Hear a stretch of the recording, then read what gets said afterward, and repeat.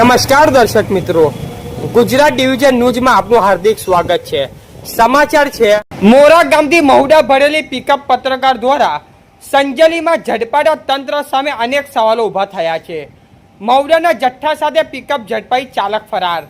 ગુજરાતની અંદર ભાવનગર જે ઘટના બની, લઠ્ઠાકાંડ 13 જણાના મૃત્યુ પામ્યા હતા બાબતે અને બીજી બાજુ બુટલેગરો અને વેપારીઓ બેફામ દારૂની સામગ્રીનો સામાન વેચાણ કરી રહ્યા છે।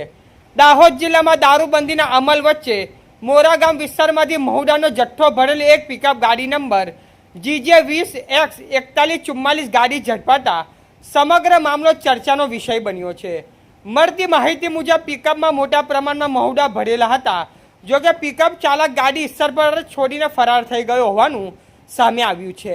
હવે સૌથી મોટો સવાલ એ છે કે આટલો મોટો મહુડાનો જથ્થો ક્યાંથી આવ્યો, કોનો હતો અને તેને ક્યાં લઈ જવાનો હતો, તેમજ ચાલક ગાડી મૂકીને ફરાર કેમ થયો તે અંગે પણ તપાસ જરૂરી બની છે। મહુડાનો ઉપયોગ ગેરકાયદેસર દારૂ બનાવવા થતો હોવાના કારણે સમગ્ર મામલો ગંભીર છે। ત્યારે તંત્ર દ્વારા માત્ર પિકઅપ જપ્ત કરીને કાર્યવાહી કરવાને બદલે મહુડાના જથ્થાના મૂળ સ્ત્રોતથી લઈને તેના અંતિમ ગંતવ્ય સુધીનો સમગ્ર કડીને તપાસ કરવામાં આવે તેવી માંગ ઉઠી છે।